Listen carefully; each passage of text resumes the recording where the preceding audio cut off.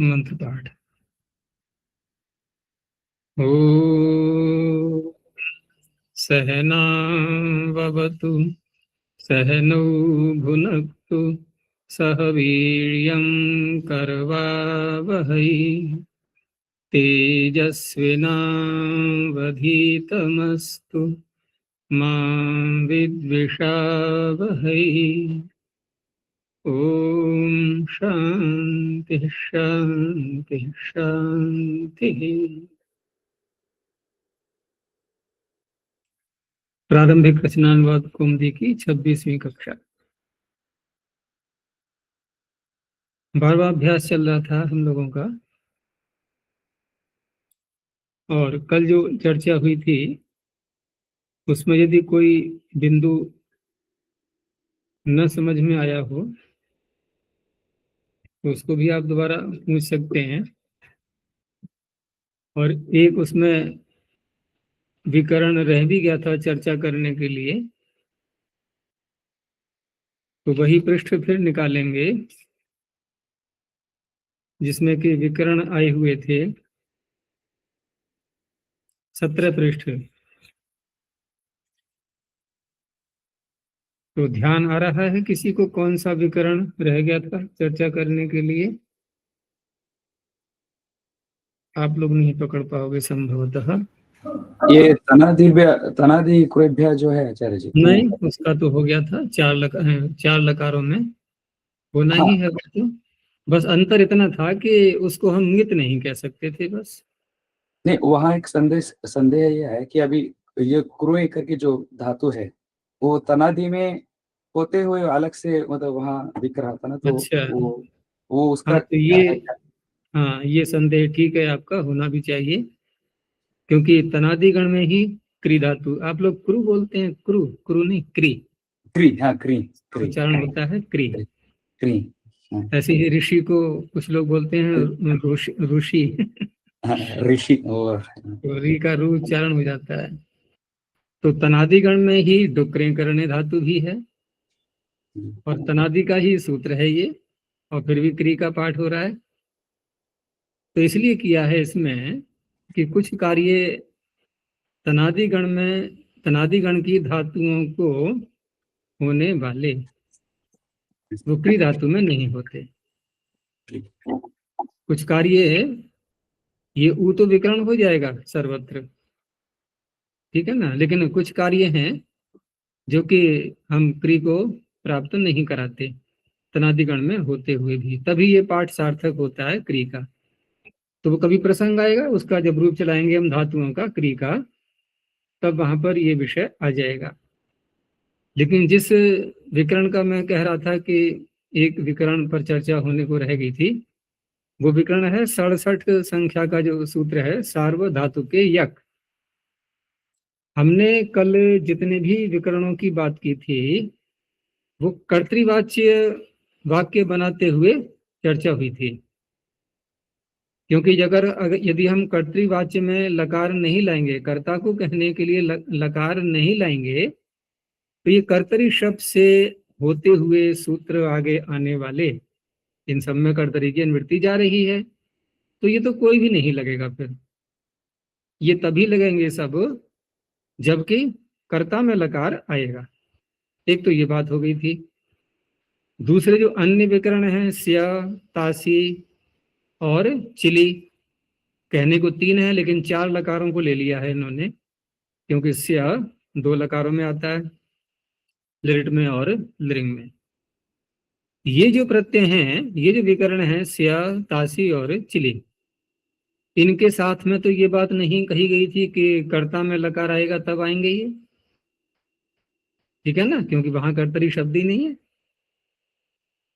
अच्छा, अब हम कर्तृवाच्य को बदल रहे हैं। अब हम ला रहे हैं लकार भाव में अथवा कर्म में। तो बताओ इनमें से क्या क्या हट जाएगा?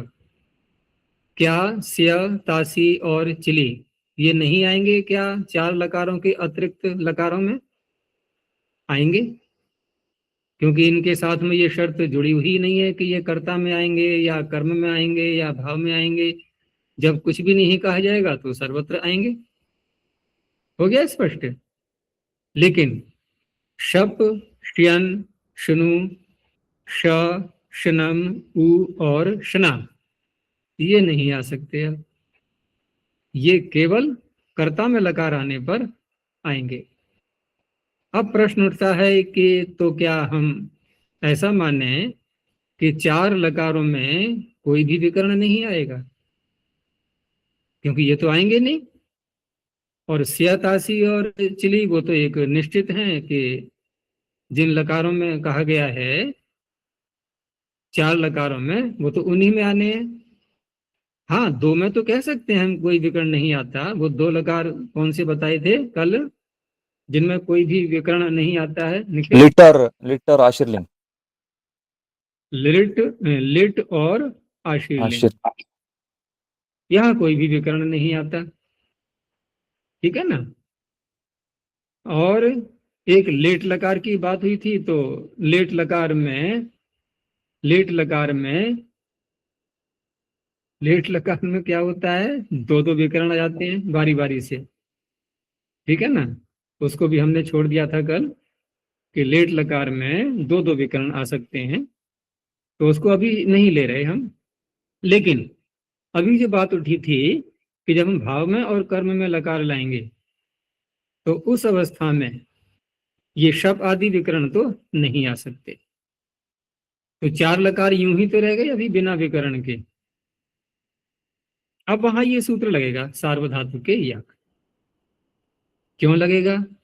वो अर्थ से पता लग जाएगा आपको। तो अर्थ इसका कैसे करेंगे हम? ऊपर से केवल भाव कर्मणों को और ले लो, बस इतना ही चाहिए हमें, हमारा काम चल जाएगा। अब अर्थ क्या बनेगा कि भाव में और कर्म में यदि कोई लकार आया हुआ है, लेकिन सार्वधातुक प्रत्यय आ गया ना, ये शर्त तो शबादि विकरण लाने पर भी हुई थी। बस एक चीज बढ़ गई थी उसमें, कर्ता में लकार आना।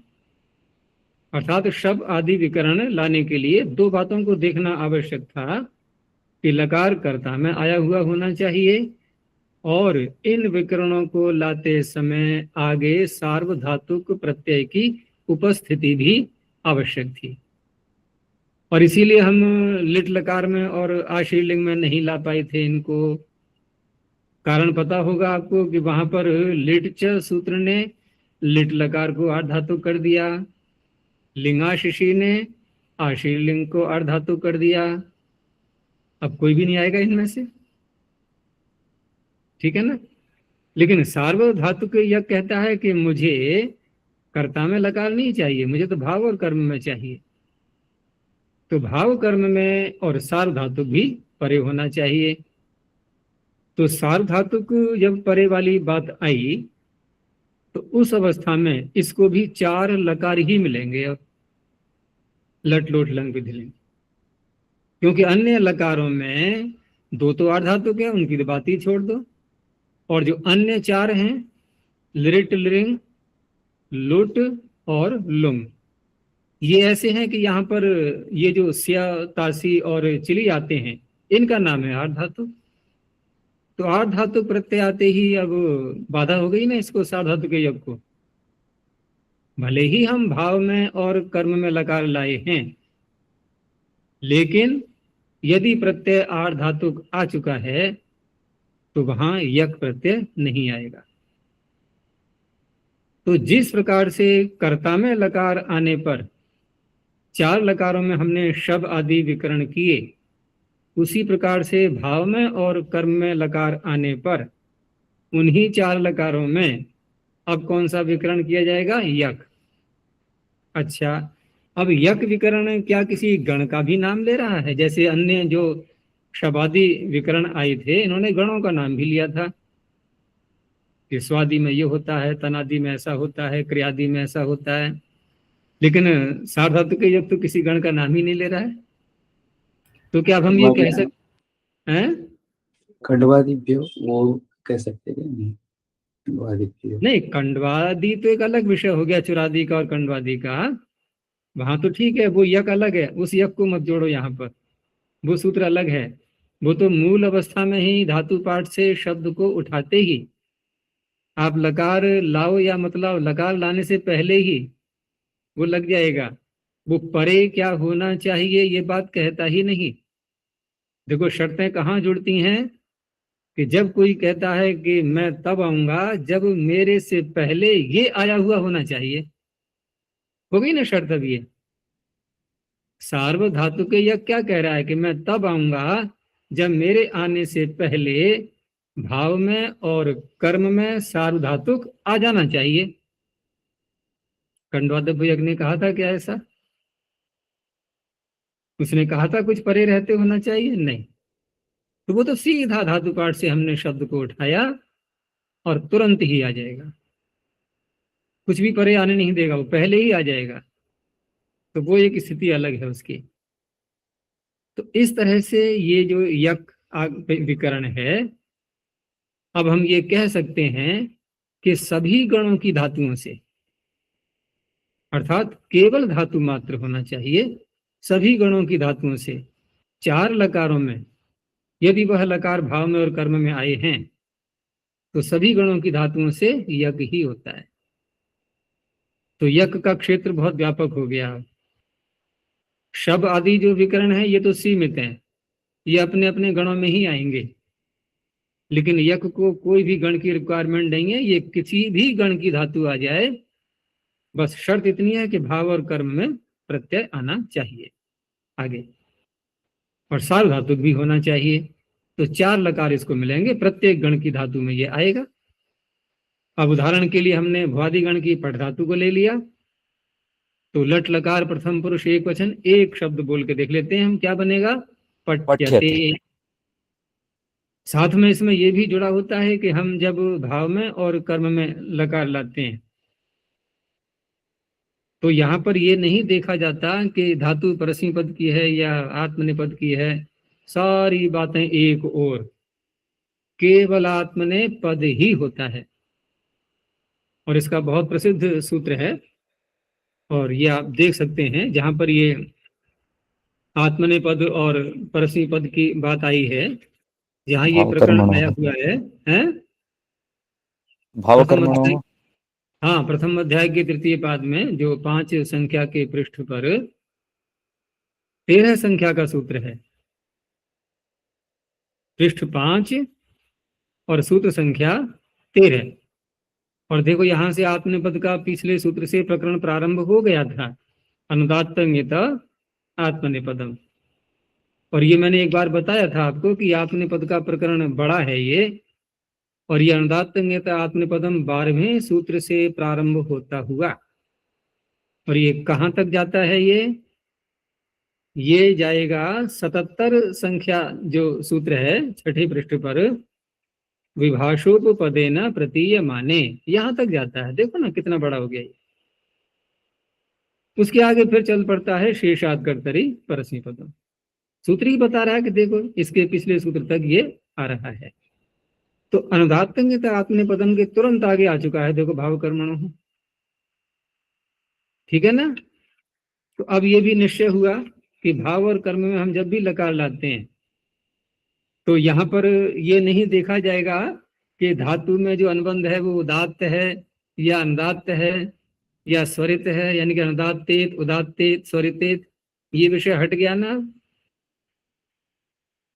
ठीक है ना। अब इनकी आवश्यकता ही क्या रही, क्या महत्व रह गया इनका? तो इनका महत्व केवल कर्तृवाच्य के लिए है, कर्मवाच्य और भाववाच्य के लिए नहीं है। क्योंकि वहां तो नियम बना दिया ना कि भाव और कर्म में तो आत्मनेपद ही करना है आपको, वो चाहे धातु भले ही उदात्ते, तो जैसे पठ धातु में ठा में क्या है, उदात्त है ये, तो उदात्तित हो गई ना ये। तो उदात्तित होने से परस्मी पद के प्रत्यय आएंगे, शेषाद कर्तरी परस्मी पदम। लेकिन भाव कर्म में लगा लाते ही अब क्या होगा, अब ये ठाका आ ये कुछ भूमिका निभा रहा है अपनी उदात्त होने से? कुछ भी नहीं, वहां तो आत्मनिपद ही आना है। तो जैसे हमने भ्वादिगण की धातु को उठा लिया तो पठ का पठ्यते बन गया। अदादिगण की धातु को ले लो पहली को ही, जैसे अद है। अच्छा भ्वादिगण की पहली धातु को ले लेते हैं, चलो भू धातु है, तो क्या बनेगा भाव में और कर्म में? यद्यपि कर्म इसका होता नहीं भव्यते। है, भव्यते। भव्यते बोला, चलो इस पर भी चर्चा कर लेते हैं। तो भू के आगे य है, यक का, और आगे ते है, ठीक है ना। अब ते कैसे बना उसको छोड़ दो अभी, लेकिन हमें विकरण तो दिख ही रहा है ना स्पष्ट कि भू, य और ते। अब भव्यते बनाने के लिए पहले हमें भू को गुण करना होगा। भो भू को गुण करेंगे तभी तो भो बनेगा, और फिर अब आदेश करेंगे। लेकिन क्या ये यक में योजक प्रत्यय किया हमने, यक विकर्ण सार्व धातु के यक से, इसमें पाणिनि ने ककार लगाया है, तो कुछ तो लाभ होना चाहिए इसका। बिना किसी प्रयोजन के पाणिनि अनुबंधों को नहीं लगाते। तो यक में जो ककार लगाया है, तो यक प्रत्यय कैसा हो गया, कित। कैसा हो गया ये, कित। और ये चर्चा कई बार हो चुकी है कि कित हो जाना ये तो बहुत बड़ी समस्या होती है, गुण वृद्धि करने के लिए होता ही नहीं कभी भी। कित हो जाए अथवा नित हो जाए, बस ये समझ लो दुश्मन है ये दोनों, गुण के और वृद्धि के। न तो गुण होने देते हैं ये, और न वृद्धि होने देते हैं। सूत्र बैठा हुआ है, निषेध करने वाला किंग टीचर, ये नहीं कर सकता। तो यहां पर भू का भू बन जाएगा क्या, बनेगा ही नहीं। और नहीं बनेगा तो अब आदेश वाली बात भी समाप्त हो गई। तो क्या बनना चाहिए फिर, भूयते भूयते, बस सरल हो गया ना, कुछ भी नहीं करना आपको। अच्छा, अब अदादिगण की ले लो धातु पहली, अद, बना लो अद्यते ऐसे, हैं, अद्यते अद्यते अद्यते हो गया। अद या ते करते जाओ ऐसी सब जगह। अच्छा, जुहुत्यादि की ले लो पहली, हु, वहां भूयते भू की यहाँ हु है। भूयते अब इतना अंतर आ गया है थोड़ा सा कि भू में ऊ पहले से ही दीर्घ है, तो आपको कहना चाहिए था हुयते, लेकिन मुख से निकला हुयते, चलो शुद्ध ही निकला। लेकिन ह्रस्वकार को दीर्घ भी तो किया गया है यहाँ पर, उसका सूत्र अलग है, उसको अभी नहीं बोलेंगे। तो बनेगा तो हुयते। और क्या, और किस गण की ले लें। अच्छा, स्वादि गण की धातु ले लो पहली, सु, वो भी ह्रस्वकार है, क्या बनेगा, सूयते सुयते, वहां भी दीर्घ कर लो, ठीक है ना, वहां भी दीर्घ कर लो, सुयते। दिवादी गण की धातु पहली कौन सी है, दिव, तो दिव का क्या बनेगा। देखो गुण तो दिव्यते भूल करके ही मत करना, स्वप्न में भी गुण न होने पाए, ध्यान रखना। तो दिव का क्या बनेगा। दिव्यते अब यहां भी देखो द में ई को दीर्घ किया है हमने, उसका भी अलग सूत्र है। तो दिव्यते, ठीक है ना। और तनादि गण की धातु पहली है तन, क्या बनेगा उसका, तन्यते तन्यते बन गया, ठीक है ना। और कौन सी रहेगी, क्रियादि गण की ले लो, क्री, तो क्री में दीर्घिकार पहले से ही है, तो क्रियते। बताओ क्या कठिनाई है इन रूपों में। अब तो कहने का तात्पर्य है, हम चाहे किसी भी गण की उठा लें, कोई भी धातु, तो वो शर्त नहीं रही ना कि देखो इस गण की है तो ये विकरण आएगा, इस गण की है तो ये। यहां तो भाव और कर्म में तो यक ही आना है, चार लकारों में। अब रही बात अन्य जो लकार थे चार, लिरिट, लिरिंग और लुट और लुंग, तो वहां तो वही आएंगे, वहां तो वही आएंगे जो आएंगे। जैसे पट को ले लें उदाहरण के लिए, और हम लिरिट लकार का रूप बनाना चाह रहे हैं, तो देखो अब यक को भूल जाना, अब यक नहीं जाएगा वहां पर। यक तो चार लकारों में ही होना है, लट लोट लंग विधिलिंग। अब आपको परिवर्तन मात्र इतना करना है कि जैसे परस्मी पद में हम बनाते हैं पठिष्यति, लेकिन भाव में और कर्म में यदि आप बोलेंगे तो परस्मी पद तो होता ही नहीं वहां, सदा आत्मनेपद ही होता है। तो केवल मात्र बस प्रत्यय का परिवर्तन करना है, यानी कि तिंग प्रत्यय का परिवर्तन करना है। तो पठिष्यति न बोल करके वहां कहा जाएगा पठिष्यते, ठीक है ना। तो ये विशेषताएं होती हैं इन विकरणों के संबंध में। तो यक भी एक विकर्ण है। और विकर्ण शब्द का अर्थ मैंने कल बताया ही था कि जो धातु और तिंग के मध्य में, बीच में एक विशेष रूप से जिसका करना होता है। विशेष इसलिए है कि ये सर्वत्र नहीं आ पाते, लेकिन तिंग तो सर्वत्र आएंगे, वो सामान्य प्रत्यय हैं, ये विशेष हैं। तो विशेष होना ही इनका ये विकर्ण शब्द ने बोल दिया, विशेष रूप से करना। आचार्य जी, ये जो भाव कर्म आपने कहा, तो ये दोनों के रूप एक ही तरह दिखेंगे, मतलब जैसे पट्टे थे हाँ, वो एक ही प्रकार भाववाचक से भी है। दिखेंगे, एक ही प्रकार से दिखेंगे। और जो भी कार्य होता है भाव और कर्म में, तो आपको वो जो भी सूत्र आएंगे ना भाव और कर्म वाले, वो जहां जहां भी कहा जाएगा, जैसे एक बार चर्चा हुई थी कि युष्मद अस्मद में हम जो भी कार्य करते हैं जिन सूत्रों से, तो ऐसी व्यवस्था की है पाणिनि ने कि जितने भी सूत्र युष्मद और अस्मद में कार्य करने वाले हैं, तो वहां पता है ऐसा एक भी सूत्र नहीं मिलेगा आपको जो केवल युष्मद में करे कार्य अथवा केवल अस्मद में करे। जितने भी सूत्र हैं वो दोनों में करते हैं। जोड़ा ऐसा इनका पक्की जोड़ी है युष्मद की अस्मद की, कि जो भी सूत्र आएगा वो पक्षपात कभी नहीं करेगा। ठीक है ना, ये दोनों भाई हैं युष्मद अस्मद, और इतना इसमें भ्रातृत्व है दोनों में, इनमें कार्य करने वाले जो सूत्र आते हैं वो दोनों में एक साथ करेंगे, नहीं तो नहीं करेंगे। ऐसे ही यहाँ पर भी ये भाव कर्म में भी प्रायः करके आपको जो सूत्र आएंगे भाव और कर्म में कार्य करने वाले, तो प्रत्येक सूत्र भाव कर्म एक साथ बोलेगा दोनों। जैसे यहीं आपको एक और उदाहरण दिखा देते हैं कि सार्वधातु के यक में हमने भाव और कर्म की अनुवृत्ति ली थी, तो दोनों की आ गई। इनकी यक भाव में भी आया, कर्म में भी आया। लेकिन जिस सूत्र से हमने भाव कर्मों की अनुवृत्ति ली है वो भी तो कुछ कर रहा है भाव कर्म में, क्या यूं ही बैठा हुआ है केवल अनुवृत्ति देने के लिए? अरे स्वयं भी तो उसका कोई अस्तित्व है कि नहीं है? तो वो भी तो जो कार्य कर रहा है भाव कर्म दोनों में ही तो कर रहा है। वो चिण चिण कर रहा है वो। अब कहाँ कर रहा है चिण उसको छोड़ो अभी, लेकिन भाव में भी कर रहा है, कर्म में भी कर रहा है वो। और जिस सूत्र से हमने आत्मनेपद किया था वहां भी भाव कर्मणु हुई है, दोनों का नाम लिया गया है, भाव में और कर्म में आत्मनेपद होता है। और भी सूत्र आपको मिलेंगे ऐसे। एक बड़ा सा सूत्र है, अगर याद हो किसी को, कि स्या सिच सियुट तासिषु तासिषु भाव कर्मणो। भावधर्मणो विषयचन ग्रह दृश्य चिन्वति च। तो यहाँ भी भाव और कर्म में देखो, स्या सिच सियुट तासिषु भाव कर्मणो रूपदेशे अध्यन ग्रह दृशाम व चिन्वदिच्य। तो यहाँ भी भाव और कर्म में।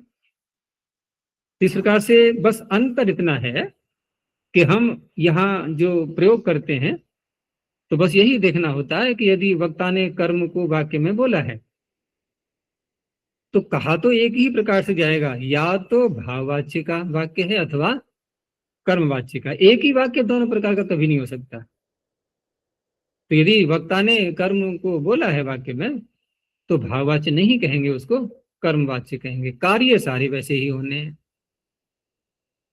जैसे तेना पठ्यते, अब कोई प्रश्न करे कि पठ्यते हमने बोला, बताओ भाई भाव में है या कर्म में, क्या उत्तर दोगे आप? बोलो। तेना पठ्यते भाव क्या में, उत्तर? भाव में। क्योंकि हमने कर्म बोला ही नहीं।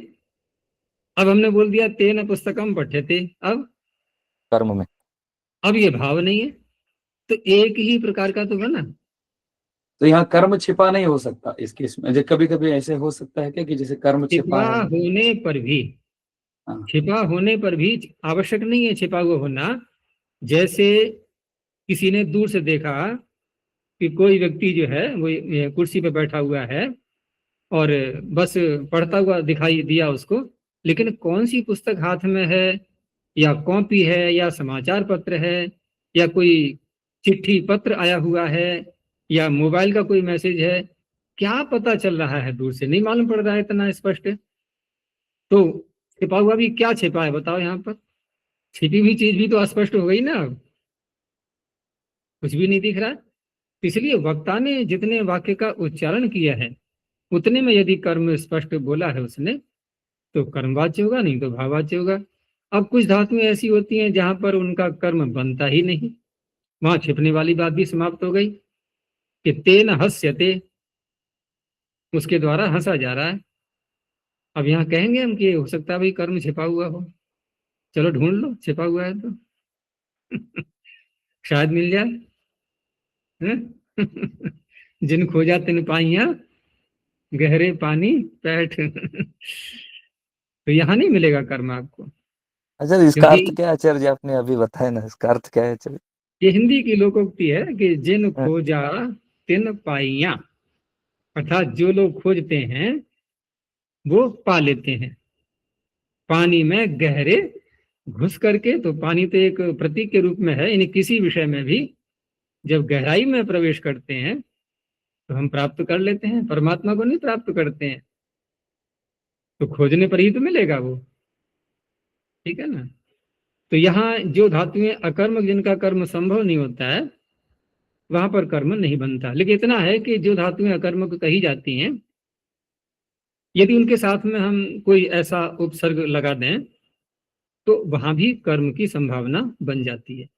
जैसे भू धातु का भव धारण दिया जाता है कि भू का अर्थ है भवती, ठीक है ना। अब भवती का कर्म बनेगा ही नहीं, आप जो भी चीज बोलोगे क्या हो रहा है तो उत्तर दोगे आप कि ये हो रहा है, वो कर्ता बनेगा, कर्म कैसे बन जाएगा, ठीक है ना, वो कर्ता बनेगा।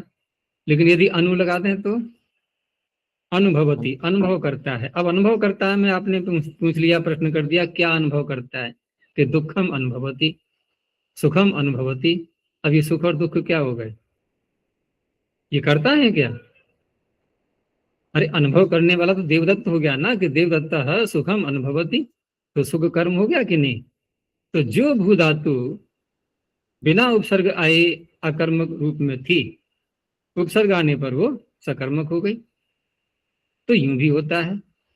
और जो सकर्मक बन सकती हैं, वहां यदि कर्म नहीं कहा गया है तो वहां भी अकर्मक जैसा ही व्यवहार होगा उनके साथ में। यद्यपि अकर्मक व्यवहार करने से कोई नया कार्य नहीं होना है।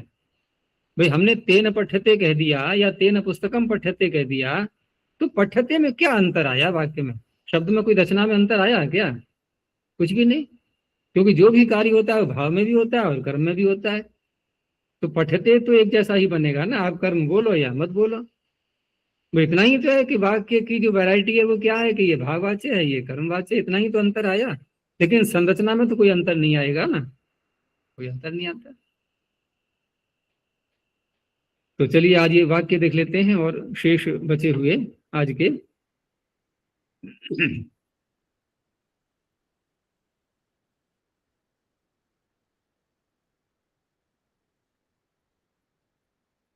तो अभ्यास 12 का ये जो वाक्य थे इधर वाले, अनुवाद वाले, उसको देखना है। तो पहला इन्होंने दिया है कि प्रासादात बालकः पतति। तो ये तो पीछे चर्चा हुई थी कि यहाँ इस अभ्यास में ये पंचमी विभक्ति का यानी कि अपादान कारक का प्रयोग करवाएंगे। और उपपद विभक्तियां भी आ सकती हैं, जहां भी देखेंगे कहाँ पर है उपपद, यहाँ कहाँ कारक विभक्ति है। तो प्रासादात, प्रासाद यानी कि महल, मकान, कोई ऊंचा भवन। तो बालकः पतति, बालक वहां से गिर रहा है, गिरता है वो। तो इस अवस्था में हम देखें तो प्रासादात में जो पंचमी आई है, ये कारक विभक्ति कहेंगे इसको या उपपद विभक्ति कहा जाएगा? कारक, कारक आचार्य, कारक। कारक विभक्ति है, क्योंकि ध्रुवम अपाये अपादानम, इस सूत्र से यहाँ पर अपादान कारक संज्ञा हुई है। क्योंकि प्रासाद ध्रुव रह गया और बालक का अपाय हो गया। तो अपाय होने वाले का अपादान नाम नहीं होता है, जो ध्रुव है उसका अपादान नाम होता है। ध्रुवम अपाये अपादानम, अपाय होने पर ध्रुवम अपादानम, ध्रुव अपादान बन जाता है। और अपादान पंचमी, वो सूत्र फिर अलग से लग जाएगा कि अपादान कारक में पंचमी होती है। ऐसे ही तस्या लताया, इसमें तस्या के आगे भी विसर्जनीय नहीं आएगा, लताया के आगे भी नहीं आएगा, क्योंकि भू भगु दोनों में लग जाएगा और रेफ का यकार होकर के लोप हो जाएगा। तो तस्या लताया एतत् पुष्पम पतति। अब तस्या और लताया ये ऐसे दोनों रूप हैं कि पंचमी में भी ऐसा ही बनता है और षष्ठी में भी ऐसा ही बनता है। तो अब यहाँ कोई भ्रांति हो सकती है किसी को कि कौन की षष्ठी भी हो सकती है कि यहाँ पर? तो देखो प्रकरण से पता लग जाता है कि कौन सी व्यक्ति है, संदेह नहीं रहता। तो स्पष्ट है कि ये पंचमी का ही है, क्योंकि पतति आ रही है ना क्रिया। तो उस लता से, ठीक है ना, यह पुष्प गिरता है, ये भी कारक व्यक्ति हो गई। और सूत्र वही है, ध्रुवोपाय अपादान। हमें यह भी ध्यान रखना है कि अपादान कारक संज्ञा हुई किससे है। तो मुख्य सूत्र तो एक देख ही लिया हमने, लेकिन उसके आगे और भी सूत्र हैं, उनमें से भी कोई लग सकता है। जैसे अगले ही वाक्य में देखो अंतर आ गया कि बालक को, यहाँ बालक को बोलेंगे हम, बालक को दुर्जनात विभेति। दुर्जनात नहीं कहा जाएगा, दुर्जनाद। चलो इसका भी सूत्र बता देते हैं आपको। झलाम जशवंत। हाँ, तो झलाम जशवंते जो सूत्र है, ये सूत्र के साथ में हमें उसका अर्थ का भी पूरा पूरा पता रहना चाहिए, जिससे लगाते समय कोई संदेह न रहे हम कि लगा तो रहे हैं और अंदर से दुविधा हो रही है कि मैंने कहीं गलत तो नहीं बोल दिया, कहीं मैं गलती तो नहीं कर रहा हूँ। ये संदेह कब होते हैं? जब सूत्र का अर्थ हमें स्पष्ट नहीं होता। तो 8वें अध्याय का ये सूत्र है, और ये आपको मिलेगा 83 संख्या पर, पृष्ठ संख्या 83, द्वितीय पाद है 8वें अध्याय का, और सूत्र संख्या है 39। ठीक है, तो 39 संख्या पर सूत्र आ रहा है झलाम जशोंते। देखो यहाँ भी एक प्रकरण है, आपको बता देते हैं। एक प्रश्न भी आया था व्हाट्सएप पे किसी का, कि प्रश्न ये था कि ये जो इसको हो संयुगाद्य और अंत्येच और झलो झली, ये जो पीछे सूत्र है ना, ये 26 संख्या का और 29 संख्या का, झलो झली और इसको संयुगाद्य और अंत्येच। तो झलो झली से झली की अनुवृत्ति प्रारंभ होती है, इसको संयुगाद्य और अंत्येच से अंत्य शब्द। अब ये दोनों की जोड़ी चल पड़ती है आगे, झली और अंत्य। दूसरा, इसमें पदस्य का अधिकार चल रहा है पीछे से, पहले पाद से ही 8वें अध्याय के। तो पदस्य का अधिकार जोड़ते हैं हम अंत्य के साथ में, कि पद के अंत में, ठीक है ना। झली बोलेंगे तो झल परे रहते, तो झली और पदांते ये दोनों साथ साथ चलते हैं ये। और ये झलाम जशोंते से पहले वाले सूत्र तक, दधस तथोष्ट तक आ जाते हैं।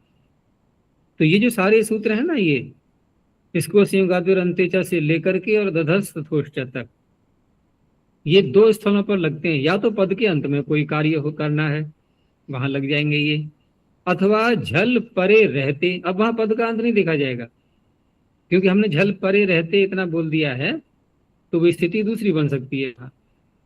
लेकिन झलाम जशोंते कह करके पाणि ने क्या किया कि पीछे से जो जोड़ी आ रही थी झली और अंत्य की, इन्होंने दोबारा फिर बोल दिया कि अंत्य, झलाम जशः अंत्य।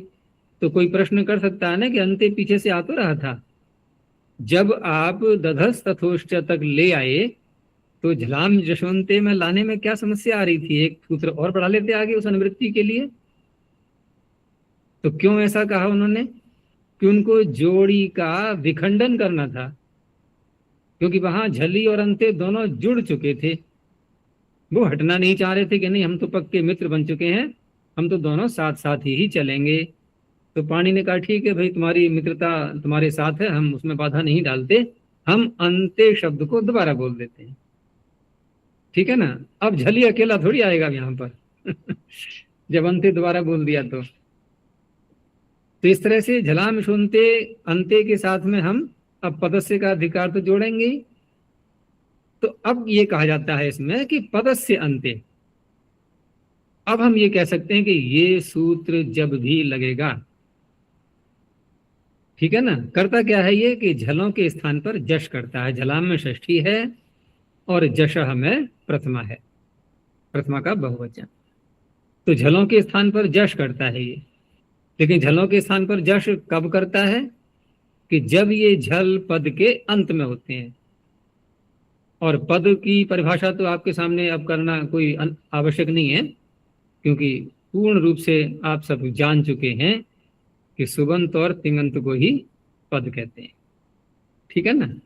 अब यहाँ ये दुर्जनात शब्द, फिर ये बताओ मुझे, ये पद है कि नहीं है? पद है, क्यों है पद? तिङंत होने से या सुबंत होने से? सुबंत होने से। तो क्या है इसके अंत में? सुप, सुप पंचमी ngasi, ngसी। ठीक ngasi। है, ngसी अंत में है इसके। अब कोई कहे ngसी कहाँ दिख रहा है, तो वो मत शंका में उलझना। वो ngसी को आत आदेश हो गया है, उसका अलग सूत्र है। तो दुर्जनात शब्द पद है, और पद का अंतिम वर्ण क्या है? तकार। तकार। तो तकार झल में आता है क्या? जी झवें से प्रारंभ करेंगे ना, जी और हल सूत्र तक जाएंगे, तो खफ जी। छठ चट तव तकार आ गया। ठीक है, तो पद के अंत में तकार तो मिल गया। तो अब इसको क्या करेगा? ये जश कर देगा।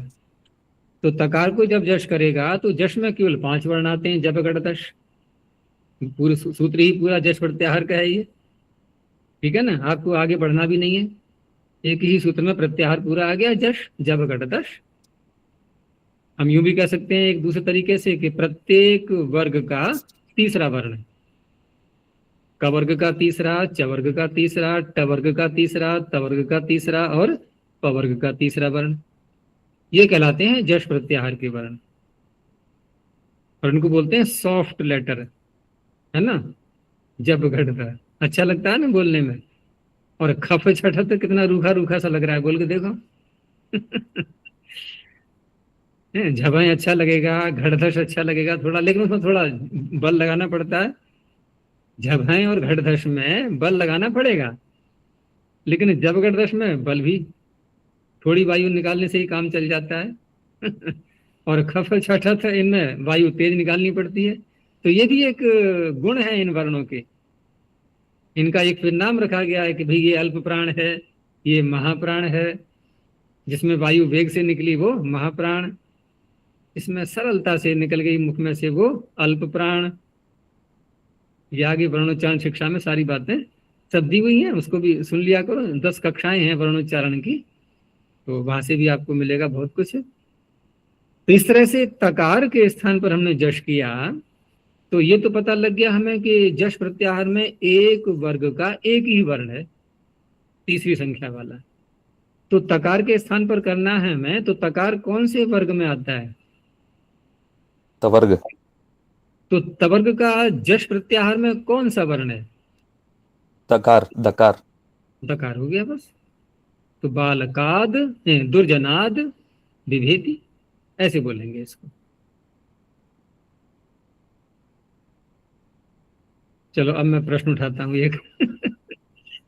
कि पिछला वाक्य बोला हमने कि तस्या लताया एतत् पुष्पम पतति। एतत्, यहाँ क्या था? दुर्जनात।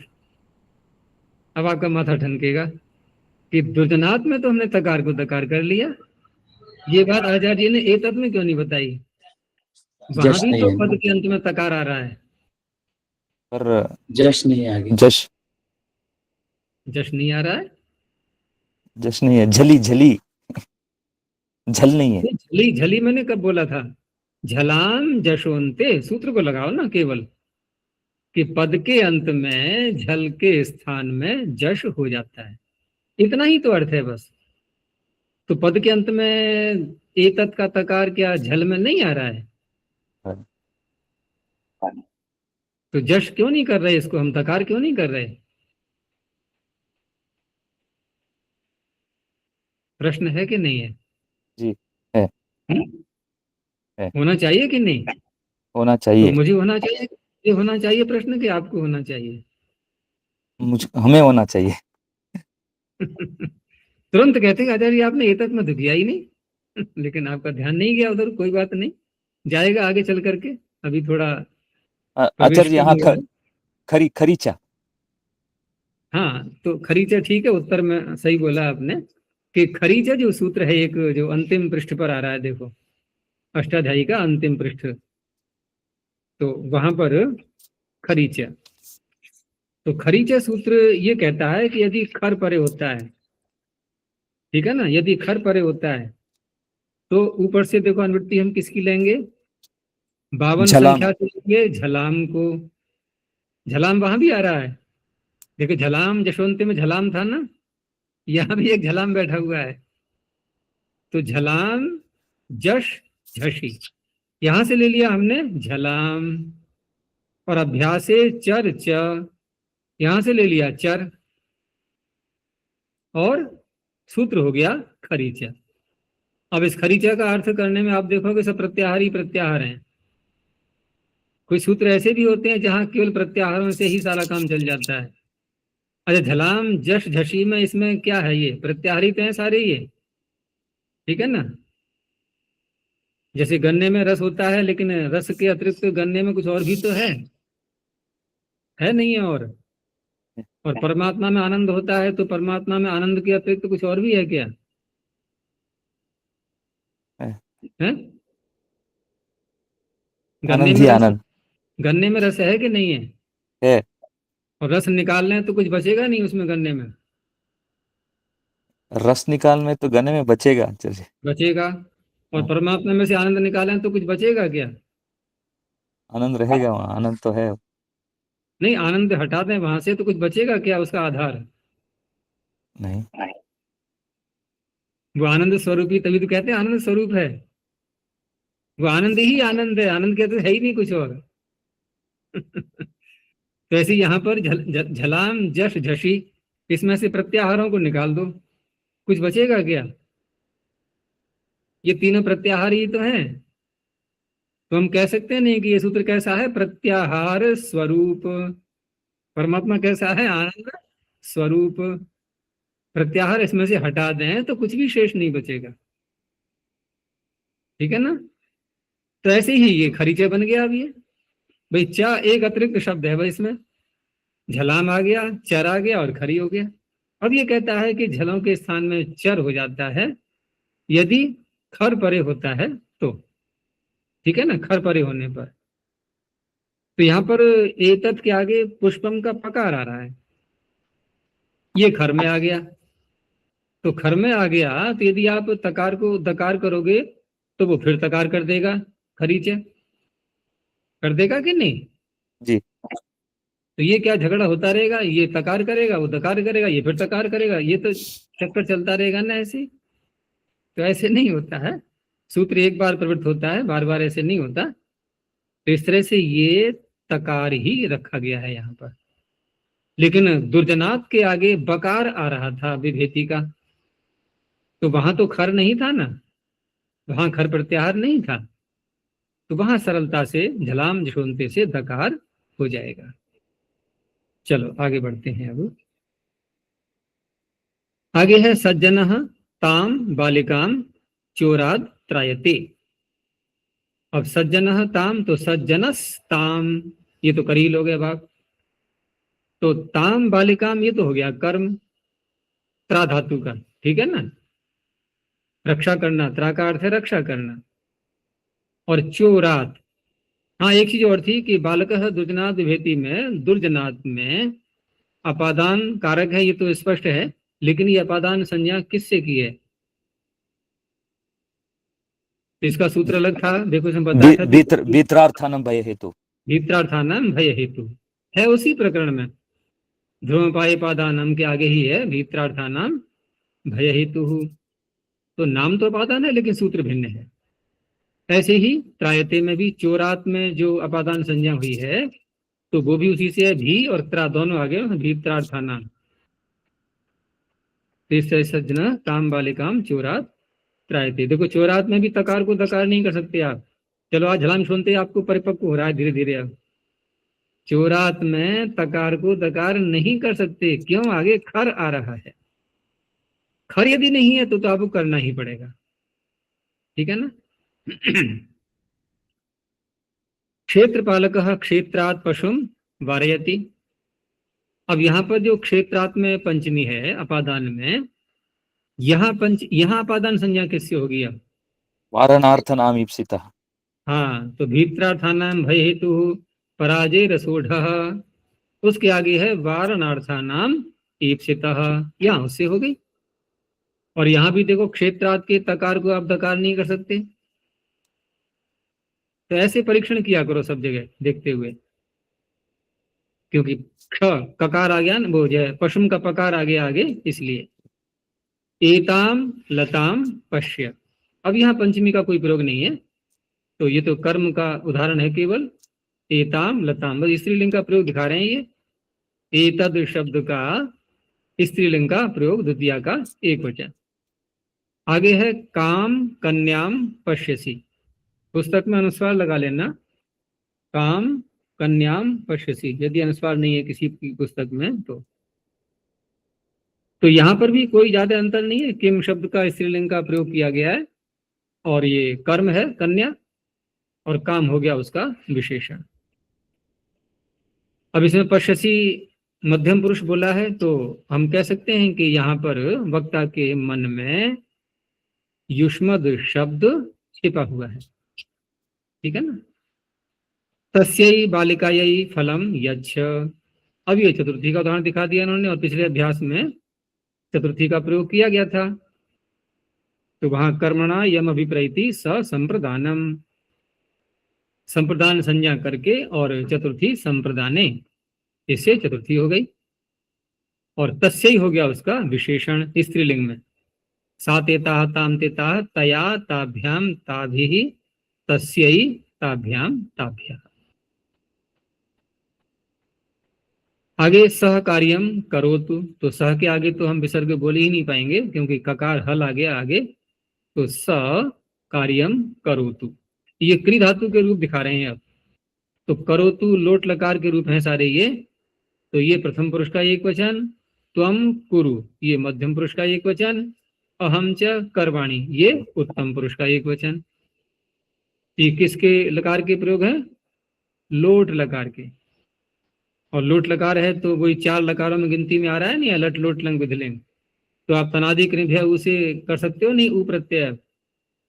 अब देखो ना सूत्र तुरंत ध्यान आ जाएंगे आपको, क्योंकि ऊ विकरण जो आ रहा है ये, तो तनादि कृभ्य ऊ।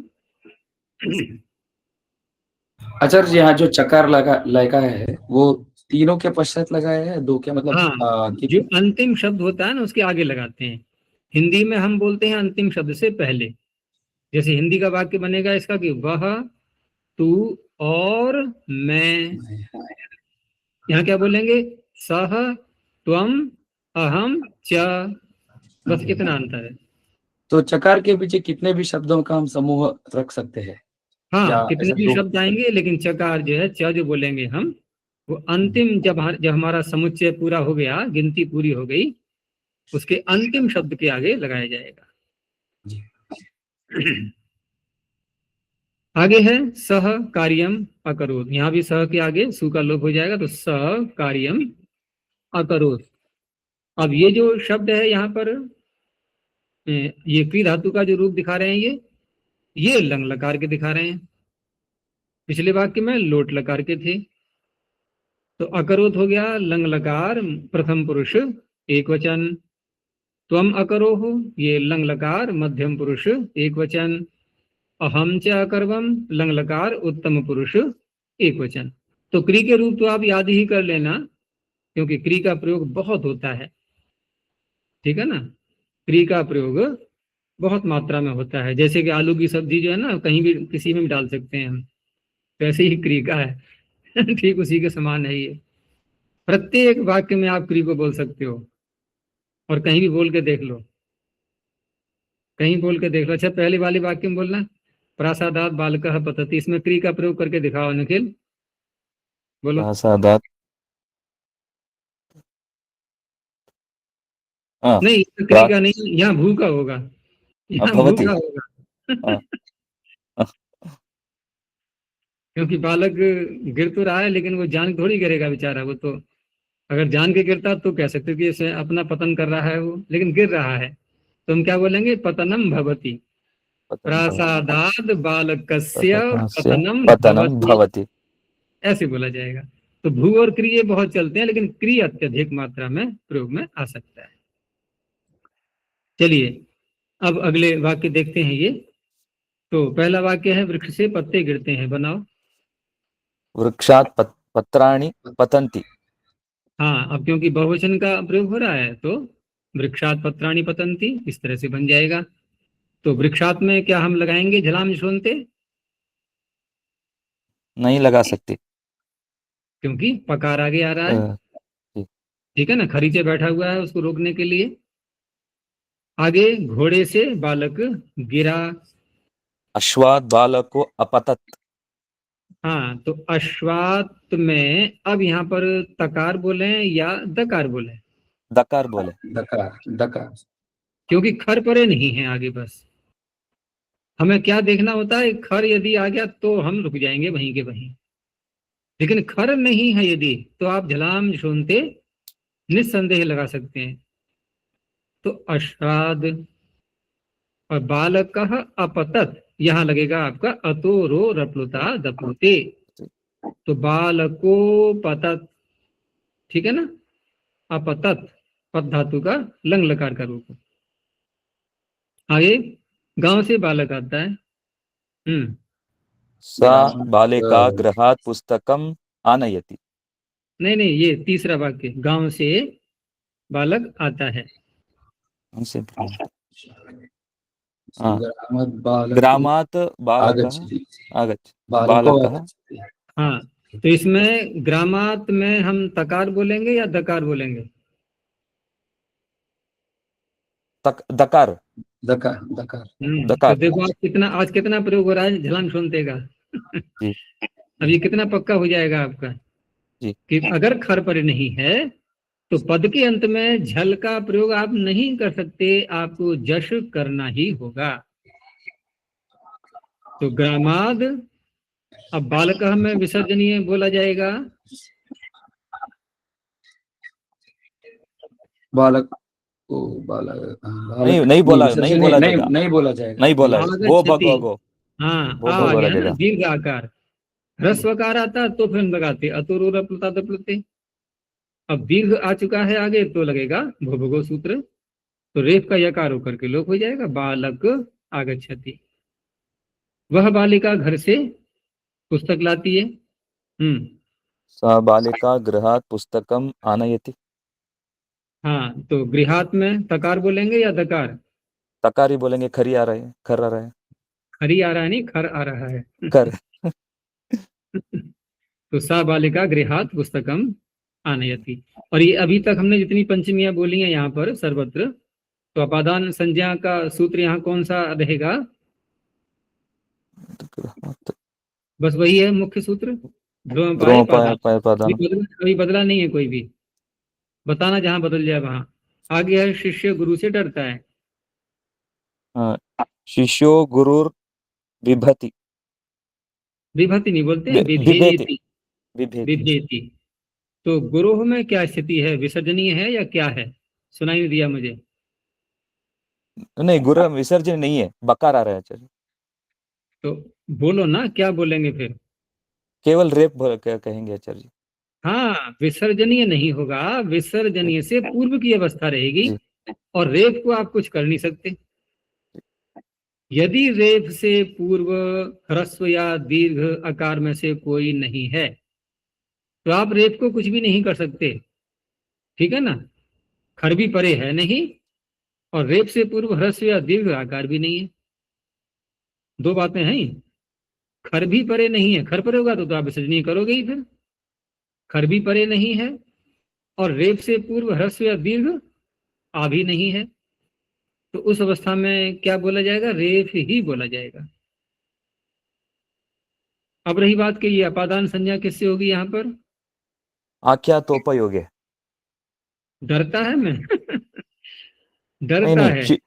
नहीं, शिष्य गुरु से अध्ययन करता है।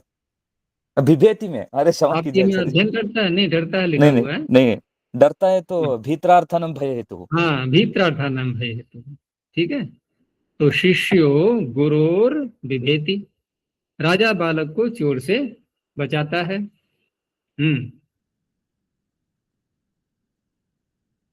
यहाँ क्या स्थिति है? नृपो बालकम चोरात त्रायते।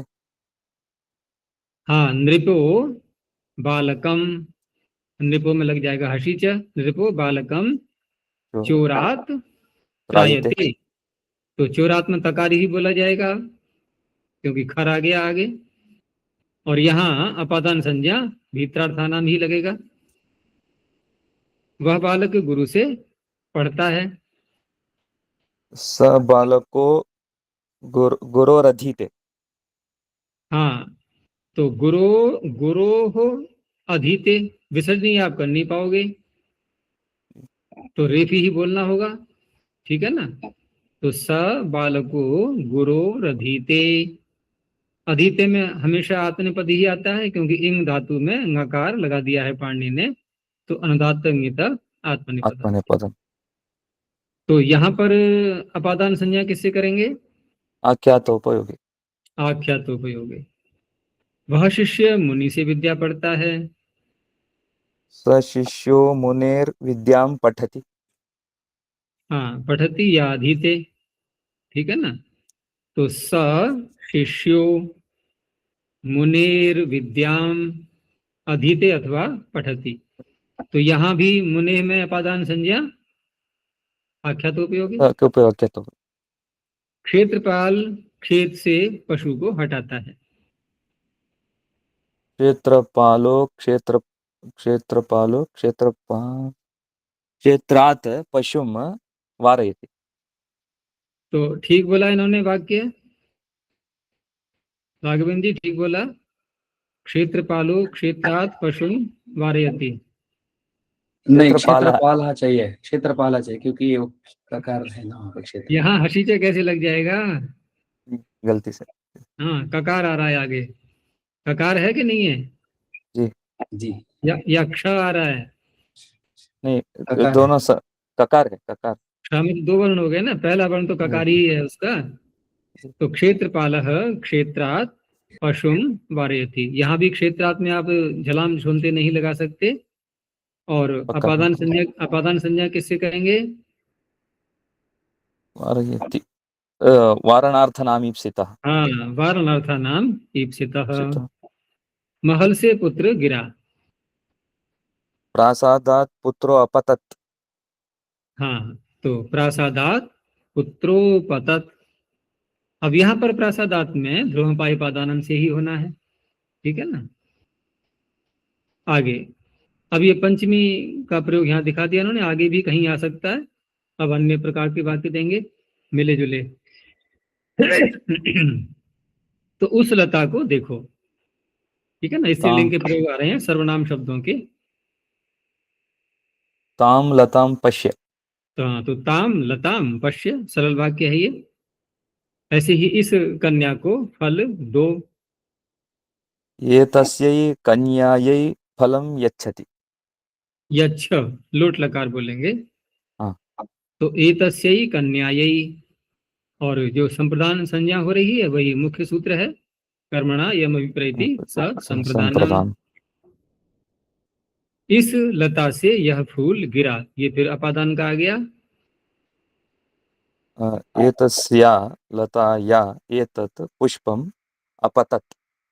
हाँ, तो एतस्या यहाँ विसर्जनीय नहीं हो पाएगा, रेफ का यकार होकर के लोप हो जाएगा। और लताया यहाँ भी रेफ का यकार होकर के लोप हो जाएगा। तो एतस्या लताया, इदम या एतत्, इदम भी कह सकते हैं, लेकिन इदम का अभी शायद इन्होंने, ये इदम शब्द नहीं आया है ना अभी तक, नहीं आया चर्चा। आया नहीं है, एतत् आ चुका है, दोनों के अर्थ जी। लगभग समान है। तो एतत् पुष्पम अपतत्। अब यहाँ पर एतस्या लताया में अपादान संज्ञा उसी से होनी है, ध्रुवपाय पादन। सारी कथा कहो। सर्वाम कथाम कथय। हाँ, तो सर्वाम कथाम द्वितीय बनेगी, कर्म बनेगा ये कथ धातु का, और उधर लोट लकार का प्रयोग करेंगे, तो सर्वाम कथाम कथय, ठीक है। ऐसे ही किस कन्या को पूछते हो? काम काम कन्याम पृच्छसि। हाँ, अब पृच्छसि इसलिए बोलेंगे क्योंकि यहाँ पर मध्यम पुरुष का प्रयोग इसलिए है कि युष्मद शब्द छिपा हुआ है, क्योंकि वहां जो सूत्र दोनों आते हैं ना, युष्मद के और अस्मद के, और फिर शेषे प्रथम, ये सभी सूत्र तो वहां युष्मद अस्मद का प्रयोग हो रहा हो तब भी, और उसका प्रयोग किया नहीं गया है लेकिन संभावना पूरी है। तो दोनों ही अवस्थाओं में मध्यम पुरुष का प्रयोग करते हैं। तो काम कन्याम पृच्छसि, ऐसे ही वह बालक काम करता है। ये सामान्य वाक्य है बिल्कुल बालक कार्यं करोति, है। स बालकः कार्यं करोति। हाँ, तो बालक हमें यहाँ विसर्जनीय बोला ही जाएगा, स के आगे नहीं बोलेंगे। और तू भोजन करता है। त्वं भोजनं करोषि। हाँ, अब त्वम भोजनम करोषि हमने इसलिए बोला क्योंकि अभी भुज धातु नहीं आई है। यदि भुज धातु का ही हम यदि प्रयोग करते हैं इस वाक्य में, तो क्री का प्रयोग करने की आवश्यकता नहीं रहेगी। ठीक है ना, तब क्री का प्रयोग नहीं करेंगे। उसमें बनेगा वाक्य फिर ये त्वम भूंक्षे, भूंक्षे। शे। अभी ये नहीं आई है भुज धातु, ये उसकी है रुधादि गण की। तो आगे है मैं स्नान करता हूं। अहं स्नानं करोमि। यहां भी हमने क्री का प्रयोग किया, इसको हटा भी सकते हैं। हटाने के लिए हमें धातु ऐसी ढूंढनी है कि जहां पर क्री का अर्थ भी उसमें समाविष्ट हो। तो क्षणा शौचे अदादिगण की धातु है ये, क्षणा शौचे, अहं स्नान स्नामि। करने के लिए। और स्वयं स्नान शब्द भी तो इसी धातु से बना हुआ है, उसी से पता लग रहा है। जैसे भोजन शब्द भी तो भुज धातु से बना हुआ था, तो हमने भुज का ही प्रयोग कर दिया। ये तरीका बता रहा हूँ आपको कि क्री को यदि हटाना है, वाक्य संक्षिप्त छोटा सा बनाना है और अच्छा भी लगता है बोलने में, हर जगह क्री का प्रयोग क्या करना। क्री का प्रयोग हर समय वो करता है जिसको धातुओं का कम ज्ञान है। तो उसकी पहचान क्या है, धातु को कैसे पकड़े हम, कि जो शब्द हम बोल रहे हैं वो जिस धातु से बना है वो उसी का प्रयोग कर लो आप। जैसे भोजन करता है तो भोजन वाली धातु पकड़ लो, स्नान करता है तो स्नान शब्द किससे बना, किस धातु से, उसको पकड़ लो। ऐसे पता लग जाता है।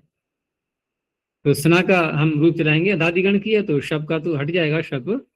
तो स्नाति, स्नातः, स्नान्ति।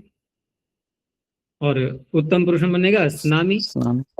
तो अहम स्नामि हो गया स्नामि। छोटा सा। तो जी। अहम स्नानम करोमि और अहम स्नामि, अच्छा लगता है ना छोटा सा, अर्थ पूरा है उसका वही। वह काम करे, स कार्यं करोतु। करोतु। अब यहाँ क्री का प्रयोग अनिवार्य है, क्योंकि काम शब्द भी कर्म शब्द यदि हम बोलेंगे कार्य शब्द, यद्यपि बनता कार्य भी क्री से है, लेकिन यहाँ कार्य को अलग आपको बोलना ही पड़ेगा। यदि नहीं तो क्या अर्थ निकलेगा फिर, वह करे। करे तो फिर भी आ गया ना, क्योंकि यहाँ समस्या क्या आ गई कि इधर काम शब्द भी क्री धातु से और आगे भी क्री धातु, तो डबल हो गई ना फिर ये। तो डबल में आप एक को नहीं हटा पाओगे आप, वहां कार्य शब्द आपको बोलना ही पड़ेगा। तू भी सदा काम कर। त्वमपि सदा कार्यं कुरु। हाँ, तो त्वमपि सदा कार्यम कुरु, मध्यम पुरुष का प्रयोग हो गया। ये लोट लकार के रूप हो गए। और मैं अवश्य काम करूं, अहम् अवश्यं कार्यं करोमि। करवाणी। करोमि, हाँ। हाँ, लोट लकार का ये रूप याद रखने हैं आपको क्री धातु के। तो अहम अवश्यम कार्यम करवाणी। अब ये जो अवश्यम शब्द है ना, ये अवश्यम, आप ये मत समझना कि मूल शब्द अवश्य है और हमने रूप चला करके अवश्यम बना लिया, जैसे पुस्तक का पुस्तकम।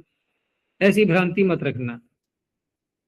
ये ठीक है कि हिंदी में हम अवश्य बोल रहे हैं, लेकिन संस्कृत में ये शब्द अवश्यम ऐसा ही है, मकारांति ही है और अव्यय के रूप में है।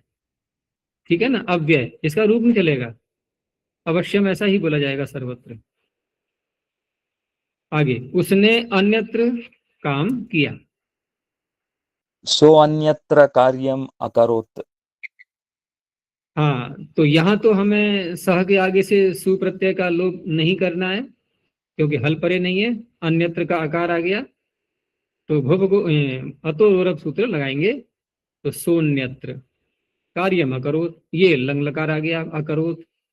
अब ये आगे भी लंग के ही रूप हैं, तूने काम किया, तो त्वम तुम कार्यम कार्यम अकरोः अकरो है। ऐसे ही मैंने काम किया तो अहम कार्यम कार्यम अकरवम। अकरवम। इस तरह से ये वाक्य बनेंगे। आगे शुद्ध अशुद्ध में अश्वेन बालकः, तो अश्वेन में तृतीया तो नहीं आएगी, अश्वात पंचमी ही लानी है। ऐसे ही स गुरुणा, तो गुरुणा ना बोल करके गुरुः बोलेंगे, तो आख्या तो उपयोगी। और ताम कन्याम फलम यच्छ, तो ये से जब हम दे रहे हैं ये किसी को कुछ तो संप्रदान संज्ञा होती है और चतुर्थी व्यक्ति आएगी, तो तस्यै कन्यायै, ताम कन्याम द्वितीया नहीं आ सकती। तो इस तरह से ये वाक्य बोलेंगे। चलिए इतना ही रखते हैं। प्रणव ध्वनि। ओ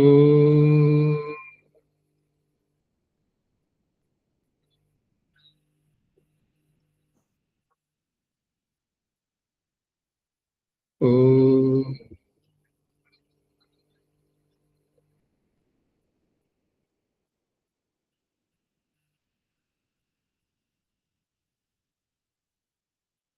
ओ